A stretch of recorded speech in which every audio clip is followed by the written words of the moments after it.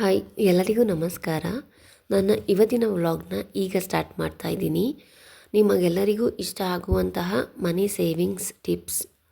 I hope ನಿಮಗೆ ಈ video ಇಷ್ಟ ಆಗುತ್ತೆ ಅಂತ ಅಂದ್ಕೊತಿದ್ದೀನಿ. ಇಷ್ಟ ಆದರೆ ಒಂದೇ ಒಂದು ಲೈಕ್ ಮಾಡಿ, ಶೇರ್ ಹಾಗೆ ನಿಮ್ಮ ಅನಿಸಿಕೆಗಳನ್ನ ಕಮೆಂಟ್ ಮೂಲಕ ತಿಳಿಸಿ. ಹಾಗೆ ಸಬ್ಸ್ಕ್ರೈಬ್ ಮಾಡೋದನ್ನಂತೂ ಮರಿಬೇಡಿ. ಮೊದಲನೇದಾಗಿ ಈ ಒಂದು ವ್ಲಾಗ್ನ ಯಾಕೆ ಮಾಡ್ತಾಯಿದ್ದೀನಿ ಅಂತಂದರೆ, ಗೃಹಿಣಿಯರು ಅಮೌಂಟನ್ನ ಸೇವ್ ಮಾಡ್ತಾರೆ. ಗೃಹಿಣಿಯರು ಅಂತ ಅಲ್ಲ, ಹೆಣ್ಮಕ್ಳು ಕಾಲೇಜ್ಗೆ ಹೋಗೋರಾಗಿರ್ಬೋದು, ಸ್ಕೂಲಿಗೆ ಹೋಗೋರಾಗಿರ್ಬೋದು, ವರ್ಕಿಂಗ್ ವುಮೆನ್ಸ್ ಯಾರೇ ಆದರೂ ಅಷ್ಟೋ ಇಷ್ಟೋ ಅಂತ ಒಂದು ಅಮೌಂಟನ್ನ ಸೇವ್ ಮಾಡೇ ಇರ್ತೀವಿ. ಸೊ ಅದನ್ನು ನಾವು ಯಾವ ರೀತಿ ಗೊತ್ತಾಗ್ದಾಗೆ ಹೇಗೆ ಸೇವ್ ಮಾಡಬೇಕು ಅಂತ ನನ್ನ ಇವತ್ತಿನ ಈ ವ್ಲಾಗಲ್ಲಿ ನಿಮ್ಮ ಜೊತೆ ಶೇರ್ ಮಾಡ್ಕೊತಿದ್ದೀನಿ. ಹಾಗೆ ನಮ್ಮ ಹತ್ರನೂ ಅಮೌಂಟ್ ಇದೆ ಅಂತ ಎಲ್ಲರಿಗೂ ತೋರಿಸ್ಕೊಳ್ಳೋಕ್ಕೆ ಹೋಗಬಾರ್ದು. ಹಾಗೆಯೇ ನನ್ನ ಹತ್ರ ಇಲ್ಲ ಅಂತಲೂ ಹೇಳಿ ಸುಮ್ಮನೆ ಇದ್ದರೆ ಮನೇಲಿ ಎಲ್ಲರ ಹತ್ರನೂ ನಿಷ್ಠುರ.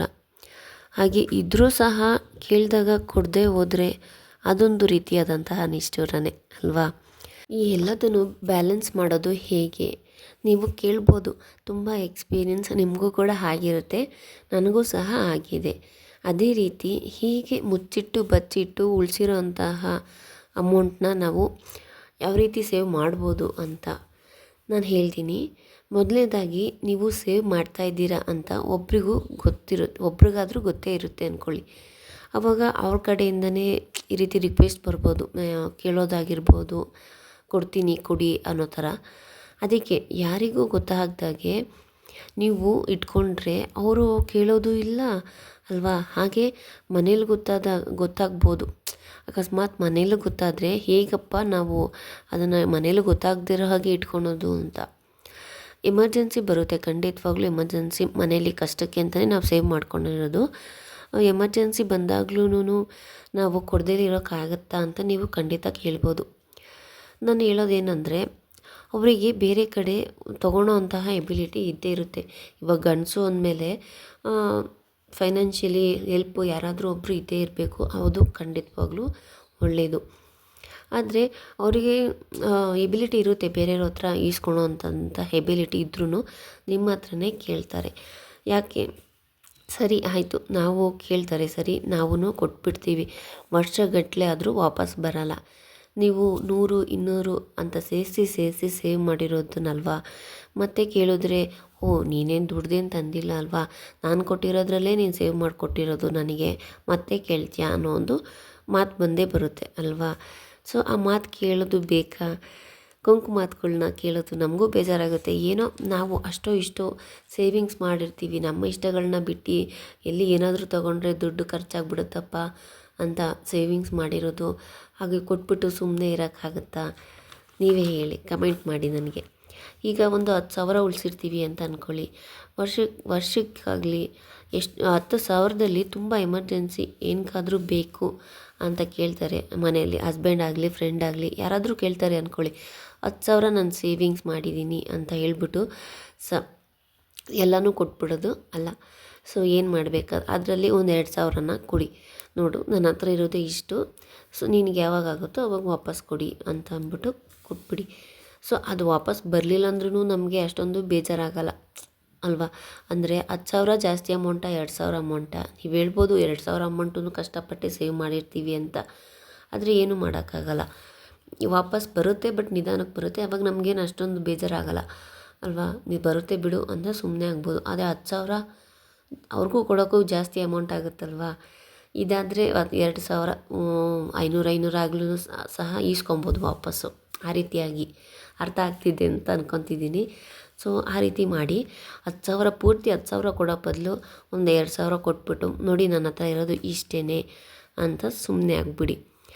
ಓಕೆನಾ? ಕೊಡಲಿಲ್ಲ ಅಂತ ನಿಷ್ಠುರನೂ ಆಗಲ್ಲ. ಮತ್ತು ಕೊಟ್ಟು ಅಂದರೆ 10,000 ಇಟ್ಕೊಂಡಿರ್ತೀರ, ಅದನ್ನು ಕೊಟ್ಟು ಮತ್ತೆ 10,000 ಕೊಡಬೇಕಾದ್ರೆ ಇನ್ನೂ ಎಷ್ಟು ಕಷ್ಟಪಡಬೇಕಾಗುತ್ತೆ.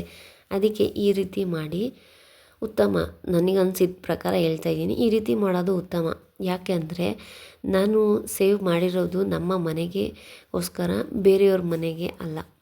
ಅಕಸ್ಮಾತ್ ನಮ್ಮ ಮನೆಯವ್ರಿಗೂ ಕಷ್ಟ ಬಂದಿರುತ್ತೆ, ನಾವು ದುಡ್ಡು ಕೊಡಲೇಬೇಕು ಅಂತಂದರೆ ಕ್ಯಾಶ್ ರೀತಿಯಾಗಿ ಖಂಡಿತ ಕೊಡಬೇಡಿ.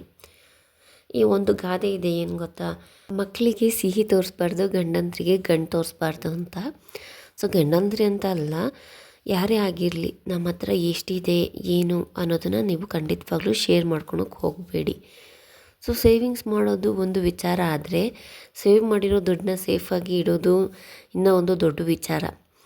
ಅದಕ್ಕೆ ಒಂದು ಪರ್ಸ್ನಲ್ ಅಕೌಂಟನ್ನ ಕ್ರಿಯೇಟ್ ಮಾಡಿ 3 ತಿಂಗಳಿಗೆ ಒಂದು ಸಲ ಹೋಗಿ ಅಮೌಂಟನ್ನ ಡೆಪಾಸಿಟ್ ಮಾಡಬೇಕು. ಆ ರೀತಿಯಾಗಿ ಮಾಡ್ಕೊಳ್ಳಿ, ಯಾಕಂದರೆ ಯಾವಾಗಲೂ ಹೋಗೋಕ್ಕೂ ಆಗೋದಿಲ್ಲ. ಮನೇಲಿ ಒಬ್ರಿಗೂ ಗೊತ್ತಾಗೋದಾಗೆ ಸೇವ್ ಮಾಡಿ. ಕೆಲವರಿಗೆ ನೆಗೆಟಿವ್ ಥಾಟ್ಸ್ ಬರ್ಬೋದು ನನ್ನ ಈ ಮಾತುಗಳಿಂದ, ಆದರೆ ಹೆಣ್ಮಕ್ಳು ಎಷ್ಟು ಕಷ್ಟಪಟ್ಟು ಸೇವಿಂಗ್ಸ್ ಮಾಡಿರ್ತಾರೆ ಅನ್ನೋದು ನನಗೆ ಗೊತ್ತು. ನನಗೆ ಅಂತ ಅಲ್ಲ, ಎಷ್ಟೋ ಜನ ಹೆಣ್ಮಕ್ಳಿಗೆ ಗೊತ್ತಿರುತ್ತೆ. ನಾನು ಸಹ ಅದನ್ನು ಎಕ್ಸ್ಪೀರಿಯೆನ್ಸ್ ಮಾಡಿದ್ದೀನಿ. ಈಗ ಕೊಡೋದು ಕೊಟ್ಬಿಡ್ತೀವಿ, ಬಟ್ ರಿಟರ್ನ್ ಬರಬೇಕಾದ್ರೆ ಬರೀ ಕಷ್ಟಪಡಬೇಕಾಗತ್ತೆ. ಆ ಒಂದು ರೀಸನಿಗೆ ನಾನು ಈ ಒಂದು ಮಾತನ್ನ ಹೇಳ್ತಾ ಇದ್ದೀನಿ. ನೀವು ಅಷ್ಟೇ ಸೇವಿಂಗ್ಸ್ ಮಾಡಿ.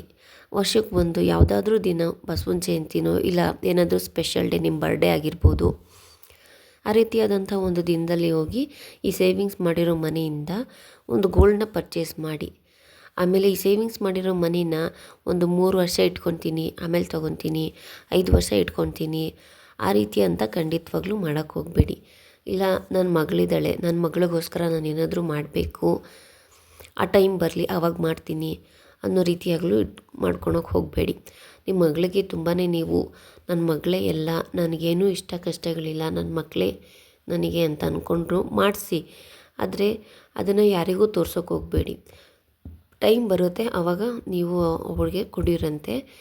ಹಾಗೆಯೇ ನಾನು ಹಿಂಗೆ ಮಾಡಿಸಿದ್ದೀನಿ ನೋಡಿ ಅಂತಲೂ ಶೇರ್ ಮಾಡ್ಕೊಳಕ್ಕೆ ಹೋಗಬೇಡಿ. ಯಾಕಂದರೆ ಅದು ಹಸ್ಬೆಂಡ್ಗಾಗಲಿ ಬೇರೆಯವರಿಗಾಗಲಿ ರೆಸ್ಪಾನ್ಸಿಬಿಲಿಟಿ ಸ್ವಲ್ಪ ಕಮ್ಮಿ ಮಾಡ್ದಂಗೆ ಆಗುತ್ತೆ. ನಾವೇನೇನೆ ಒಬ್ಬಿಡು ಇವಳಿಗೂ ರೆಸ್ಪಾನ್ಸಿಬಿಲಿಟೀಸ್ ಇದೆ, ನೋಡ್ಕೊತಾಳೆ ಅನ್ನೋ ಒಂದು ರೆಸ್ಪಾನ್ಸಿಬಿಲಿಟೀಸ್ನ ನಮ್ಮ ಮೇಲೆ ಬಂದುಬಿಡುತ್ತೆ. ಸೊ ನಮಗೂ ಇರುತ್ತೆ, ಅದನ್ನು ನಾವು ಜಾಸ್ತಿ ತೋರ್ಸೋಕೆ ಹೋಗಬೇಡಿ. ಟೈಮ್ ಬರುತ್ತೆ ಆವಾಗ ತೋರಿಸಿ, ಓಕೆನಾ. ಕೂಡಿಟ್ಟಿರೋ ಹಣದಲ್ಲಿ ಗೋಲ್ಡ್ ತೊಗೊಳ್ಳಿ. ಗೋಲ್ಡು ವರ್ಷ ಜಾಸ್ತಿ ಆಗ್ತಾನೆ ಇರುತ್ತಲ್ವ, ಸೊ ಅದ್ರ ಮೇಲೆ ಇನ್ವೆಸ್ಟ್ ಮಾಡಿಬಿಡಿ ಅಷ್ಟೇನೆ. ಸೊ ಈ ಎಲ್ಲ ಟಿಪ್ಸ್ ನಿಮಗೆ ಇಷ್ಟ ಆಗಿರುತ್ತೆ ಅಂತ ಅಂದ್ಕೊತೀನಿ. ಇಷ್ಟ ಆಗಿದ್ದರೆ ಪ್ಲೀಸ್ ಲೈಕ್ ಮಾಡಿ, ಹಾಗೆ ನಿಮ್ಮ ಅನಿಸಿಕೆಗಳನ್ನ ಶೇರ್ ಮಾಡಿ. Thanks for watching. ಧನ್ಯವಾದಗಳು.